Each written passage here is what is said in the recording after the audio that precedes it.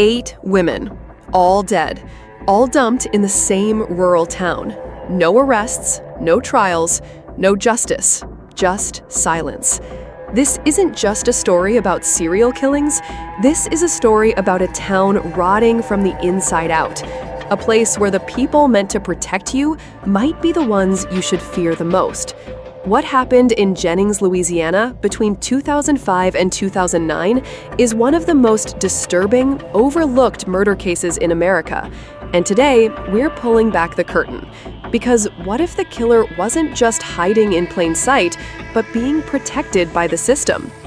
There are whispers of more than just murder here, of drug trafficking, human trafficking, and cover-ups that stretch beyond the borders of this one town. This isn't a closed case. It's barely even an open one, and the mystery is still growing. It began with Loretta Lewis in May 2005, a 28-year-old mother of 2 found floating in a canal. The official cause of death? Undetermined. The investigation? Rushed. Then, 2 months later, Ernestine Marie Daniels Patterson, 30 years old, also found in a canal. This time, the coroner said it was homicide. Her throat had been slit. A pattern was forming, but no one seemed to be connecting the dots. Kristen Gary Lopez disappeared in March 2007. She was 21, found weeks later decomposing in the same stretch of canal. Then Whitney Charlene Dubois, found in May 2007, just 2 months later, 26 years old. Again, same dumping ground, same lack of answers. Laconia Muggy Brown, Crystal Shea Benoit Zeno, Brittany Gary, and finally Nicole Guillory. 8 women in total, each one vanishing under suspicious circumstances. Each one tied by geography, lifestyle, and even friendship. Most of these women knew each other. Some were even cousins. Many were connected to the same circle of people tied to drugs, sex work, and even to the local sheriff's department. One common thread? They were all said to be informants at some point. That alone may have made them targets. But here's what truly binds them. They were poor, vulnerable, and ignored. And, according to multiple sources, some of the victims had expressed fear in the weeks before their deaths. One even told her mother, "If something happens to me, look at the police first." Each body was found in rural, swampy terrain outside Jennings. Canals, backwoods, fields, places only locals would know. The bodies were not buried, just dumped, often naked or partially clothed. Many were badly decomposed, making cause of death nearly impossible to determine. This was the perfect setup for a killer who didn't want to be found, but it also raised a terrifying question. Was the delay in discovery by accident or by design? Some bodies were found near local landmarks, abandoned sugarcane fields, drainage canals, old oil sites, the kind of places you'd only go to if you knew no one would find you. Despite the obvious similarities, law enforcement treated each death as isolated. Officials blamed overdoses, accidents, and risky behavior. But people began to talk. Locals knew something was off. Too many deaths, too many connections, too little action. Even stranger, more than one body had internal injuries, suggesting they were beaten or strangled. But in many cases, police refused to classify the deaths as homicides. And one woman, Crystal, was last seen in the company of a police officer.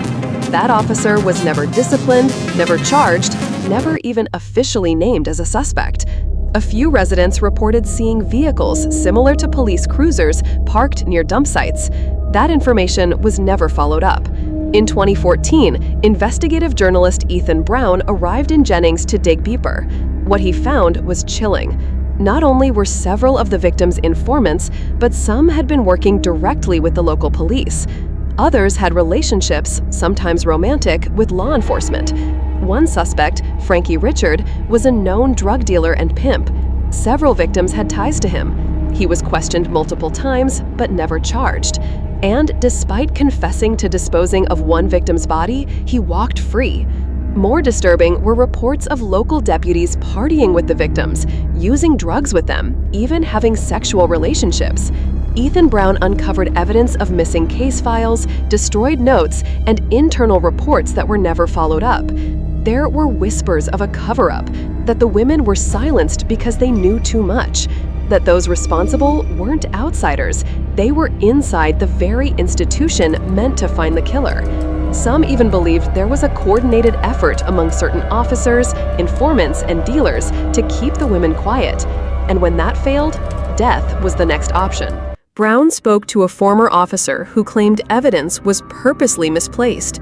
Another insider hinted at a list of people who needed to be silenced. Jennings is not a big town. Word spreads fast, and when people began dying, people also began shutting up.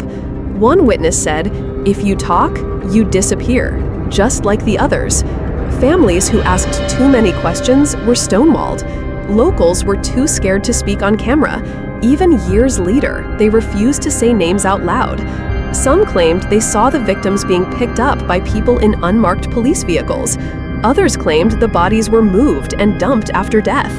There were reports of phones being tapped, of locals being followed, of people trying to talk to the press, then backing out last minute. A woman who worked with one of the victims told Brown, "There's more to this story, but you don't go digging unless you're ready for what you might find." The silence wasn't just fear, it was survival. In Jennings, talking meant risk, and no one wanted to be victim number 9. So what has happened in the years since the last body was found? The FBI briefly joined the case. A task force was created, but little progress was made. No one has been charged in connection with any of the murders. Frankie Richard died in 2020. Many believe he took secrets to the grave. The town moved on. The headlines faded. But the families haven't forgotten. Mothers, sisters, daughters still visit gravesites and ask the same question. Why? Why did these women die? Why was nothing done? And why, after all this time, is no one held accountable? Some believe that if the victims had been from wealthier families or a different race, the outcome would be different. There are people still alive today who know what happened, but they remain silent, protected, perhaps, or just afraid. Who had the power to keep these investigations buried? Who decided these women didn't deserve justice? Was this the work of a lone killer, or something closer to an organized network? What role did law enforcement truly play? What happened to the missing files, the vanished tips, the ignored witnesses? Why were autopsy reports altered or left vague? Why did witnesses recant after police visits? Why did some people with direct ties to victims die mysteriously in unrelated accidents soon after speaking out? These are the mysteries that still hang over Jennings, and until they're answered, the town will never truly be free. This is more than just a true crime story. This is a story about systemic failure, about who gets justice in America and who doesn't. These women mattered. They had families, dreams, stories. They were failed by the system in life and again in death. If you believe in justice, share their story. Let their names be heard. Loretta, Ernestine, Kristen, Whitney, Laconia, Crystal, Brittany, Nicole. Don't let the silence win. Subscribe for more true stories that need to be told, because the dead can't speak for themselves, but we can.